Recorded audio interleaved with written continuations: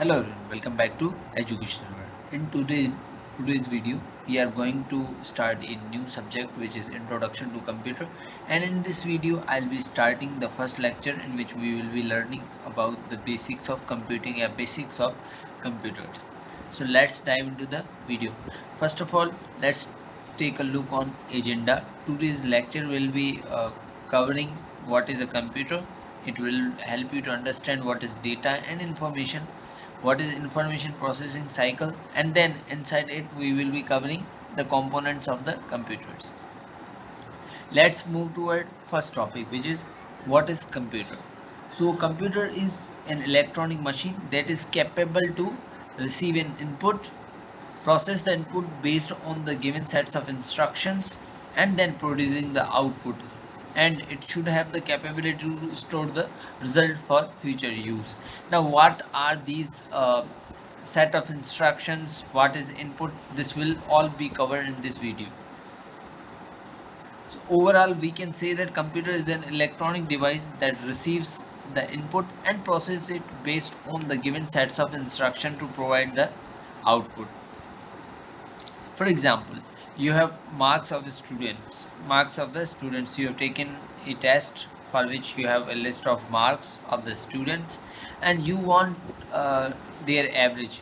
So in order to calculate the average, because you are using computer to compute their averages, so first step will be to provide the data to the computer in order to process it and get the required result.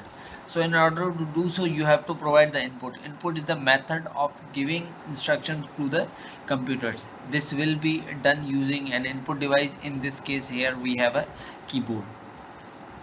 Then computer will process it based on the given sets of instruction. Now what are these things, so called given sets of instructions? Suppose you have the data, as I said, marks of the student, and you want their average. So you first provided a computer the list of marks, and then you ask it to calculate the average. These both are known as a set of instructions. You are instructing computer to do so, because machine can't do the things until and unless we guide them, we tell them. Then based on these given sets of instructions, computer will process it, computer will apply the formula. For example, you ask it to calculate the average, so you need to tell computer formula of average, how you want it to be calculated. So based on that formula, computer will substitute the values into the formula and process it.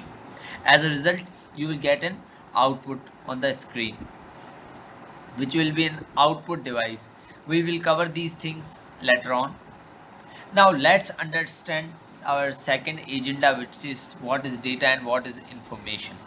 In order to understand that, let's take an example. Suppose I have a sequence of numbers and I ask you, what are these numbers showing? You will be getting confused. These are just random numbers, nothing else. But what if I tell you that these are the marks of students in a test? So if you take a look on both the things, now you have an idea these numbers are making sense to you.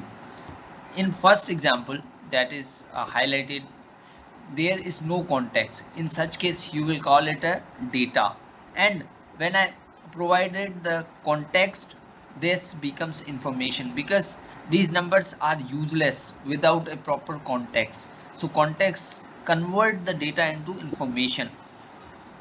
Let's define both the terms. Data is the raw facts or figures that have no meaning by themselves, as I discussed earlier in previous slide, that numbers alone cannot make sense to you. But when I provided context, they made a sense into your mind. They give an information, what are these numbers representing. The raw fact and figures can be numbers, they can be words, they can be symbols. On the other hand, when these data is processed based on the given sets of instructions, this becomes information, and information is the processed data that becomes useful. Information processing cycle. Now in this slide we will be learning how this system is working, how computer is processing the data. So computer process the data based on certain parameters, which we call computer processing cycle or data or information processing cycle. We used to provide input to the computers. Suppose we want it to do something, so before getting it done we have to provide certain information to the computer so that it can process it, it can provide us required output.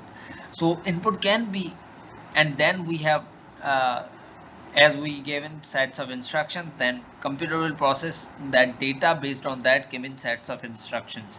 If we take example of average, for example, you provided computer five list of five numbers and you ask it to give you average of these numbers. Before you gave it numbers, it was useless, and then you provide a context that you want an average, and you provide the formula to the computer so that it can calculate. Suppose, because it is a machine, it has to be given all the information, all small information is also important for the computer to process and get the required result. After processing, it will generate an output, the required output. In this case, we want to calculate average. Now when we get an output, it is up to us. In some cases we want to store it, and in some cases we don't want it to be stored, so storage can be an optional part. So input can be provided by keyboard, which is an input device. Later on we will cover them in detail. Mouse can be used to provide an input. Scanner can be provided an input, and microphone through which we can input voice, etc. On the other hand, processor is the real thing that is doing all these processes. It is processing the information, it is generating raw data into information. All things are done under the processor. On the other hand, we want to take a look on output. We want the output. For that we need an output device that can display the result. So in this case, monitor display is a kind of output device that can help us to see the output.